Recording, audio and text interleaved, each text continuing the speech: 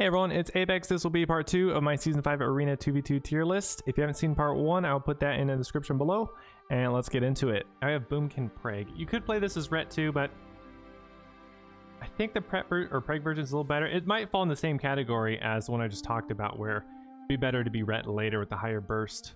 But it has good damage every minute. You have your CC chain lined up, and you have Starfall doing huge damage. And then the Pally just has high damage whether he's Ret or Preg, and tons of healing from both of them. So very good, and you have defensive dispel, so this one's definitely not bad. And Preg just has a ton of comps they can run, so that's kind of a crazy thing about them in Rat. So I'll be putting them right here. And now I'm gonna have to zoom out because we're getting so far into this. Look how many comps we have. Oh my god. Okay, now we have Boomkin Shadow Priest. Now this one's quite strong.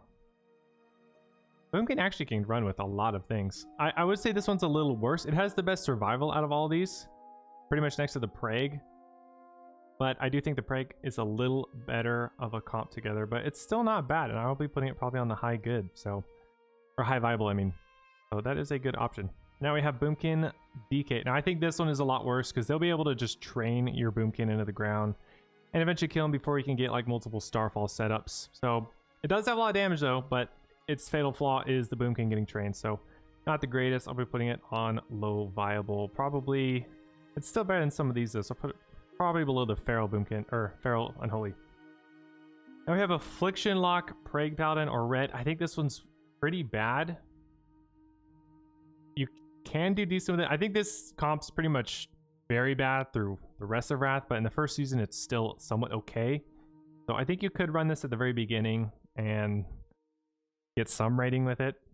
I have Preg Ret / Destro. I would run the Ret in this variant as you just have a lot more burst going on with the CC chains. But you could do Preg too. They're interchangeable really. So I'll put this one probably on viable, probably the middle. I would say it's probably a little better than the Warrior variant as you just have a lot more CC and survival with it. Okay, now we have Ret Preg / Shadow Priest. Now I do think this one does a little better with the Ret variant as it plays similarly to the Frost Mage Ret, as you're basically just running around with a one-hander and shield on for most of the game, you know, like half the game probably, and then you're just spam healing, keeping up your Shadow Priest and yourself, and they have the double defensive dispels, so you guys aren't really getting CC'd too much. And then you got basically a blanket, an instant cast Fear, and then your Hajj Repent, which is pretty strong. You don't have MS, although you have the little Shadow Priest one, and it can do decent. It's not the best. It struggles mostly with like enhancement comps or things like DK comps, but it's still good, and I'll be putting it definitely on somewhere in good. I'll probably be putting it ahead of all of these. Below, I'll probably put it below the Frost Mage and the Preg. Okay, now I have Preg Ret with Unholy DK. Now, I think this one, the Preg does a little better, as the DK has insane damage. You really kind of just need good survival, so the Preg brings more healing than the Ret. You can do either one though, kind of depends on what weapons you're getting. And I think this one's quite strong, so I'll be putting this one probably in the lower end of great. You can do very well with this comp. Now Rdruid DK, it's similar to Arms Warrior Rdruid. It struggles where the melee really needs a dispel, doesn't have it. DKs are strong at the beginning. I'd say this comp's definitely better in S5 than the rest of Wrath, so I'll put it probably right next to the Warrior comps, just a little lower though. And then we have Rdruid Prot Warrior. I think this one's pretty bad at the beginning. Prot Warriors in general are going to be a lot better later, so then pairing it with a healer in 2s. I mean, Prot Warrior in 2s isn't even good in the first place, so pretty bad. I'll be putting it at the bottom. Okay, now we have Rdruid and Affliction Warlock. Now, I think both of these specs are actually they're at their strongest in the first season, although Affliction is still very good later, but it synergizes more in 3s versus I think in 2s it's kind of at its peak in the first season. So this comp's actually very good at the beginning, and I'll be putting it pretty much at the top of the list. I do think it struggles with a handful of matchups, and some of those matchups are like DK teams, but it's very good. And then you also have the benefit of getting the right maps, and we might get Ring of Valor with the up and down pillars, which would also benefit having the port on there. So comp's actually very good. It's not super hard to play for the Warlock. It's basically up to your Druid to manage his HOTS, get CC going, and you know, do some of that healer stuff. It's a very good comp. And then we have Rdruid Assassination Rogue. I think this is one of the worst melee to pair with a Rdruid. Rogues don't have, or Assassination rogues do not have Shadow Step, and they really need it. So not having Dispels is going to hurt them a lot. I think this comp's quite bad, and it's definitely worse than the Holy Pally Assassination variant. And yeah, I'll be putting it very low on this list. I'll put it ahead of the Prots though, so about there. Okay, now we have Rdruid and Destrolock. A little worse than the Affliction variant early on, but it's still very good nonetheless. You have to have a little more synergy. I think it's a little harder to play actually than the Affliction, but not a lot harder. But it's still very good, and it only struggles with a few things like getting trained really hard by a warrior, and you don't have something like Portal on Blade's Edge or on some sort of map where you can abuse it like Negron. But it's very good. I think I'll put it behind the Affliction one. I'll still put it in top tier as it is very good. These two classes just synergize very well at the very beginning, and that's also why they're one of the best 3s comps with LSD. So I have Rdruid Marksman Hunter. I think this is very bad. It's not BC anymore. I think this comp's like really bad. So I will be putting this one probably... I probably won't put it at the very bottom, but I will put it a little higher in viable. But yeah, it's not great. It's just not great. I have Rdruid Subrogue. This is not BC. This comp is very going to BC. It has pretty much a favorable matchup versus essentially everyone in BC, but it doesn't like easily win like some of the other comps. Like for instance, a Rdruid Warrior could crush some comps, for instance, in BC, but Subrogue Rdruid might like have a 52% win rate or something like that, assuming everyone's on par with gear and skill. So anyway, this comp is not the worst, but it's still not the greatest, and I will be putting it just a little bit ahead of the Hunter variant. And then we have the Affliction Warlock and Resto Shaman. Now this comp is extremely strong. It's pretty much like the Resto Druid variant. It's a little more offensive though. The Resto Druid can play in two ways, where he can just go very offensive and get lots of clones, but he can also just sit in tree form and just pump out huge heals, as Resto Druids actually have insane HPS. A lot of people aren't aware of that. They assume because Holy Pallies tend to be the best that Resto Druids must be worse in healing, but actually Resto Druids have pretty much the highest HPS in PvP, and they're very good. So a Resto Shaman is very good. I don't know which one I'd put higher. I think I would put the Resto Druid slightly higher, but these two are very similar. They have kind of the same bad matchups as well, as they're both lacking Dispel besides Fel Hunter. But sometimes you even run Succubus, but typically Fel Hunter, especially in the Affliction variants. So that's where I would put that. And now we have Resto Shaman Assassination Rogue. This one's actually a little better than you'd think. Assassination Rogues have a lot of damage. Then you have the Resto Shaman pumping out purges, and you have Lust up with the very short kick that the Shaman can bring, plus the Rogue's kicks in CC. This comp is a lot better than you expect. You just wouldn't expect this kind of synergy, but they lose typically if the games go long, as they don't have the Dispel, and Assassination doesn't have any sort of shadow step, so very bad uptime, but it's definitely viable, and I'll be putting it ahead of some of these Resto Druid comps. And I'll put it right about there. Okay, now we have Resto Shaman and the Destro Warlock. It pretty much falls in the same line as the Resto Druid variants with the Warlocks I just talked about. This one can do insane bursts though with the Lust, with the Wind Shear and the Purge, so it's far more offensive than the Resto Druid variant. I think this one's a lot more fun to play personally. If you're playing the Affliction variants of either, or even the Destro Resto Druid, that one's all about just getting a setup over and over, but the Heroism Purge Wind Shear kind of gameplay, you can kind of just go for a kill constantly, and I think that's one of the cool things about this. Obviously not with Lust, but still have Lust for hopefully a while at the beginning, and you can do insane damage with that, as well as having your backdrafts up. But this was very good. I still just think Affliction is the better variance at the beginning, but nonetheless, all very good comps right there. Now we have Feral Druid Resto Shaman. This one's actually not bad. A lot of people, this one might be a little bit of a dark horse. It has some bad matchups, but it could do pretty well against a lot of the field, and it's certainly good. I think it would probably go somewhere around here, actually. It's close with the disc sub. I mean, maybe I'll put the disc sub slightly ahead of it. I'm not sure, but it's not bad, and you will be surprised by this comp. Yeah, I'll put it about there. Okay, now covering the Resto Shaman with a Ret or a Preg. Basically, the Preg will do better against melee cleaves, so that'll be, let's say, your enhancement with a Rogue, or maybe a Ret with a Hunter, something like that, or even a DK Ret.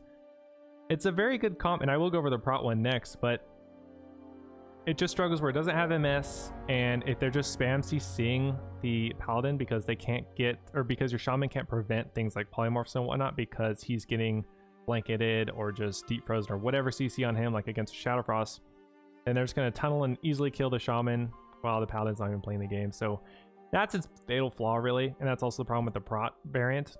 But it's still good, and with Lust you can get a lot of damage going, plus Purge, Wind Shear. Resto Shamans are just a very offensive healer in that they don't do damage themselves, but they remove lots of buffs, healing, and then add a lot to the allies. So it's a good comp. I will put it in good, and I'll probably be putting it probably around here, actually a little higher than that.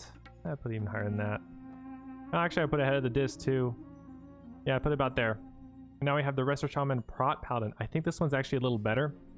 The Prot Paladin, even though he has a talent, I think it's called Touched by Light or something, it gives him a lot of healing, but he has to actually hard cast his heals to get it. He doesn't get the Art of War procs like Ret and Preg, which is where you get a ton of your healing. So they actually do far less healing, even though you might read that talent and think, oh, Prot actually does good healing. It doesn't. So this one's very good though, and I actually think it is better than the Ret/Preg variant because it has more damage, and the silence that comes with it can really help when you're adding it in with the Purges and the Wind Shear. Okay, now we have Resto Shaman with a Sub-Rogue.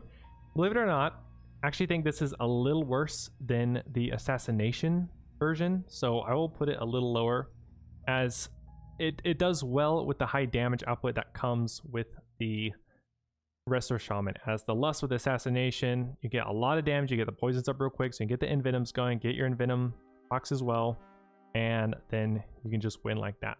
Okay, now for the DK Resto Shaman. Now, I do think DK's best pairing is by far and away the Disc and the Holy Pally, both about equal, but at the beginning of the season, I do think Holy Pally is a bit better. But this one's better than the Rdruid one, as the DK typically is trying to spread his aids, and the Cyclone effect just immunes it. It'll even make it so you can't spread the aids when they're close by, because you can't always spread it. It's based off the radius of the target that has the diseases. So if they're in a clone and they're next to them, you can't spread it, and then they get away and then the clone wears off, you lost that opportunity. So that's a huge downside. And the Resto Shaman also can bring you Lust, which can make you do nutty damage naturally with that haste. So I do think this one's a little bit better than the Rdruid variant. So that'd be the third best healer of the DK pairings. We have Shadow Priest Destro Lock. I think this one's very bad. You would hope it'd be cool, but it just doesn't synergize very well. But they are two of the better specs in the game, so keep that in mind. But I will be putting them on the lower end of viable, probably right about here. They'll get run over by a lot of melee comps, but they can still do a lot of damage, and they have good burst. Okay, now we have Shadow Priest Ellie. Now this is probably the second best or third best Ellie pairing you can have. Probably be the second best DPS pairing for Ellie and 2s. And it's not bad. You don't have the Bauble Trinket, which is a big downside, which you can get later in Wrath, because ideally both of them would have that, because that's an on use, while silenced, while kicked, huge heal, and you do not have the option of that. You do have the Ice Crystal from Malagos 25, but it's not anywhere near as good, but it's still decent. And I'll be putting them probably, it's definitely going to be higher than a lot of these other Ellies. I'll probably be putting it probably around, yeah, I think the Resto Shaman pairings are better with the Pally, but I will put it ahead of the Dis Prot. Okay, now we have Shadow Priest or Fire Mage. Nowhere near as good as the Frost Mage variant. It's still decent though, and you can do well with it. So I'll be putting it probably right about there. And now we have Shadow Priest DK. Now this one's, I think, pretty decent. It's not the best comp in the game, no question, but I've played it a lot. I've also played in 3s. They have very good synergy. Death Grip Fear is very powerful. So even if your Shadow Priest is getting trained, which they'll always be, you can still get fears off on healers. Like if you're playing against Holy Pally Warrior, which is one of the really hard ones, you can actually just grip the Pally, fear him, and somehow maybe can win the game by killing the Warrior typically, unless you're able to get a swap after a bubble for him to break CC. But it's not bad. It's not the greatest, and I'll be playing it probably on the lower end of good, but ahead of that Holy Pally, ahead of these, ahead of that. Yeah, put ahead of that as well. I'll probably put it about there. And now we have Sub Destro. This Warlock Rogue works a lot better in BC, nowhere near as much in Wrath, although if you are playing 2s, Destro Sub is the best spec combination that these two can play. It can do okay, it's certainly viable. And so I'll be putting on the lower end, probably around here, because the sub can allow the Destro to set up a little bit. I have a sub Ellie, pretty much the same story. It's not the greatest, but the Ellie's weakness of always getting trained can be alleviated a bit with the Rogue's DC and all of his control. So I'll put this a little ahead of the Destro variant. And now we have sub Feral. Now, this comp is very bad against pretty much all melee cleaves. However, it can do very well against a lot of other comps, typically caster cleaves, and it even has a really good matchup against Shadowfrost, which becomes pretty much one of the best comps for most of Wrath. So this comp's not bad. It's certainly viable. It's kind of fun to play if you can just tunnel people and then run around really fast. So I will put this on the higher end of viable, probably around here. It could even go low good. Yeah, actually no, it's better than that. I'd probably put it low good. Okay, now I have sub Marksman. This is Thug. It really needs a healer. Both of them have no healing at all. You can basically get soloed after you like kill one of the people because, you know, you're against a DK or an Affliction lock or something. So that sucks. And that's really its biggest weakness. So for that reason, it's going to be really low. I'll probably put it at the bottom of viable. I have sub Boomkin. This one's actually a lot better. The Boomkin CC in particular is actually one of the reasons it's better, not just the healing. And they can play like a heavy reset style by using Shadow Dance and Starfall. And then they're just getting lots of clones, and then the Rogue's able to get stealths or re-stealths off of that. And they can do pretty well every minute, doing a lot of damage with control. So I'll be putting this one in good, and I'll be putting it probably higher than you expect, probably right below the Shadow Ellie, but it could maybe even go ahead of it. Actually, no, it is better. Actually, this one's not bad. Yeah, I'll put it about there. Still behind the Wrestler Shaman with the Paladin. Okay, now we have sub Preg or sub Ret. Now, this comp's actually very good, and in particular in early Wrath when Rogues are so powerful, this comp's way better than you expect. I'd say it's actually at its best in the first season out of all four. So this one's quite strong. Its real only weakness is the fact that the Rogue can kind of get chopped up, and sometimes they can get kited just based off of a lot of roots or a lot of dispellable buffs. So that's really all their weakness is. It's very good. It really just struggles against a handful of things, and that's typically the Rogue getting chopped down by just some really heavy damage with a healer, typically a Holy Pal, because that's what they have most trouble killing. So that's going to be your Warrior H Pal, your DK H Pal. It could even be things like Ret DK, because they both have a lot of healing. So it's very strong, and I'll be putting it actually very high. I'll probably put it actually a little ahead of the Preg DK. Yeah, I'll put it probably right about there. Okay, now we have Shadow with a sub-rogue. Extremely strong comp for all of Wrath. They have, I think, pretty much the best synergy in the game next to Holy Pally Warrior. I'd say they're about equal in terms of synergy. Very strong comp. It's very unforgiving though, because if you make a couple mistakes, you can easily lose the game because the sub's so squishy and typically runs really low resil. So very good comp though, and I'll be putting it very high, probably actually no, definitely higher than that. Probably put it about here. Very good comp for all of Wrath. Now we have double sub rogue, and in BC double rogue is amazing, especially at the end when you have war glaives, if you manage to get your hands on those.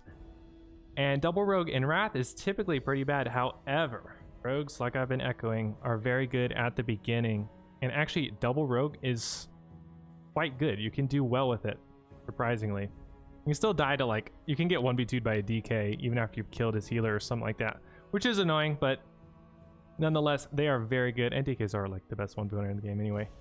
So I'll be putting them very high and good. I'll probably be putting them definitely, I think I would put them ahead of Disc Rogue, maybe just right below it, but right about there. It's very good, surprisingly. It has just a couple like really bad matchups that it can never win, but it can do well against a lot of things. Okay, now we have the last one, finally. I think this is like over 80 comps. Sub Rogue Unholy DK. This one is not the greatest. It has a lot of damage, it has MS. It just doesn't have much healing, and not the strongest synergy. Their silences do DR with each other, but it's not bad. And I'll put it in viable, so it will probably go, it's not as good as the Feral Unholy though, even though they lack MS. And it's worse than that. I would probably put it though ahead of the, no, I think the Wrestler Shaman Assassination is better. So I'd probably put it right about there. So That is the list, guys. Wow. Okay, so here is the fully finalized and revised list. I really thought about this for about a whole day after I made it. And ranking 90 comps is not the easiest. Well, actually, it was 89, but there was one important one that I left out, and that is actually the Sub-Rogue Enhance. I think this comp is quite strong, and specifically just in the first season. It won't be that great at the end, but there's a few themes here to notice, and one of them is that Enhance is very good for the first season as well as Rogues. We even have a double Sub-Rogue pretty high. I think this comp is very difficult. It's much harder to play, and it's not as strong as it is in BC. I mean, when you have the double Warglaive Rogues in BC with all the tools they have, they're very tough. And I mean, there's even videos of people 1v2ing and whatnot, good players as Sub-Rogues in BC. So I think that speaks volumes to their power level in BC, as well as just how much representation they have. But nonetheless, there are still double Sub-Rogues that can do well in this expansion. So that's pretty cool in this season. So what changed? Well, I did do a few things. I did raise Assassination and Holy Pally a little bit. I also lowered Ellie Destro and Ellie Preg just a little bit. Now, of this list as well, the only ones that I'm not super sure on exactly where they are, but I still the general area, is the Holy Pally Ellie, because when I played in S5, this was not a thing, so I'm really curious to see exactly where that'll be, as well as Ellie Preg. So those two I'm really not super sure on for the first season, but I do think they are both probably in these two tiers. Worst case, high good. So bear that in mind. And then also like double combat rogue. I've never played that. I've never really seen anyone play it. It's just my theory crafting that would put it there. But so yeah, that's mainly where we got these. Also, I lowered HPAL and Frosty K just a little bit. I also lowered Ellie Destro just about one spot. And I actually raised Enhanced DK quite a bit. I think it was about here or so. And then I raised it to about here. And after thinking about some more, it really is actually very good in the first season. This comp later on feels awful. It just loses to every other double melee pretty much. But at the beginning, DKs are just very strong, and so are Enhanced Shamans. And yeah, they can do pretty well. They do lose though to the Enhanced Preg, which you will, I think, as people find out about this comp, people make more videos about it, they see it in the ladder like, oh, what's this spec? Preg? Oh wow, Enhanced is so good. And then I think we'll start seeing a lot of those maybe later in the season or just in other seasons. And bear in mind as well, Holy Pally Warrior, even though I have it at the #1 spot, it is nothing like it is at the end of Wrath. By season 8, when they have a lot of that PvE gear, Warriors scale so well. They just become these absolute monsters, and they're, you know, it's kind of weird because also, you know, I ranked Shadow Frostmage somewhat low, most people would say, or I don't know. I think some people would say that based on my other tier lists, but this comp becomes so good at the end, and it's one of the few comps that does really well against Holy Pally Warrior. And even still, Holy Pally Warrior at the end of Wrath feels so powerful. Like, it's multiple spots, even like a tier above some comps. It's just so powerful, but at the beginning of Wrath, it's not that way. They still are the best, I think, but it's not with a huge margin. Anything in this top tier can take games off of it, and even some of the stuff in Great can have a pretty good win rate against it. So bear that in mind. Don't just be like, oh, it's Holy Pally Warrior, oh, I auto lose. It's not that bad. It does, though, become that bad by the end of Wrath. Okay, so what else from the list? Well, I lowered Disc DK a little bit. I do think just Disc paired with some of the melee in the first season, it just doesn't seem to work as well. I don't know why, but I think it's just because Holy Pallies are so strong just for the whole time. Maybe Disc scales better, I don't know. And then I also lowered Disc Affliction a bit. This comp's... I didn't lower it actually that much, but it's not amazing because they have bad synergy, but somehow it still sort of works. Just the Disc can add a little bit of damage to help get the final kill with the Affliction. And then I also raised Rsham and Prot Pally one spot. I do think this is a little bit better than the Ret or Preg pairings. And then I actually, probably the biggest one I raised was the Ret / Sub Preg. I think I had that lower here or something. This comp's actually very good. I mean, in the first season, it might even deserve to be in the top tier, but, you know, regardless, I did put it at the very top of Great. So it's very strong, very, very strong. It only has a few bad matchups, like it can do bad against Enhanced Preg or just Holy Pally Warrior. DK Holy Pally. So some of these top ones, Dis Feral even, is kind of annoying. And then I also raise Marksman, Hunter, and Ret just by 1 spot. That's a very strong combo. I mean, I think the 1, 2, 3, 4, 5, 6, 7, like these top 7 are pretty much locked in and in order. I mean, maybe you could lower Enhanced Preg 1 or 2, but these are very, very strong comps, and I wouldn't really change much, if anything, of this list. I mean, you could maybe even lower the Destro versions a little bit, but I do think the Destro is not that much worse than the Affliction. I think it's mainly just that Affliction is easier to play. So that's that. And then also I did raise Enhanced Warrior. I had it down here. I raised that one a bit. I lowered Ret/Preg Affliction. This comp's pretty bad. However, the Ret can keep the Affliction up a bit, so he can do massive damage and then a good CC. And their CC doesn't DR, so it's not the worst, but it's pretty bad. Okay, and I also lowered Shadow Destro a little bit. I have it down here. And then I also raised Resto Shaman Sub Rogue a little bit. And then I also raised Resto Shaman Mutilate Rogue a little bit. I do think the Mutilate one actually is better than the sub, which it's just the synergy, I think, of Lust just giving you that critical mass plus Purge and Wind Shear. I also lowered Shadow Fire Mage a little bit. Raised Arms Preg quite a bit. I think I had Arms Preg maybe down here, but this one's very strong actually. It's a lot worse than a lot of the other melee cleaves, but it's certainly not bad. And the Ret does give enough longevity that the warrior can get a lot of pressure going, but nonetheless it's still not amazing. And then I also did raise Resto Shaman Warrior and Resto Druid Warrior a little bit, as they're still strong. They just really will struggle against comps that can kite or just supply CC, which is, you know, pretty much everything at the top. And yeah, so that is pretty much my list, guys. Let me know what you think, and if you have any comments or questions, throw them in the comment section below, and I do try to respond to everybody. So thanks for watching, and I'll see you in the next one.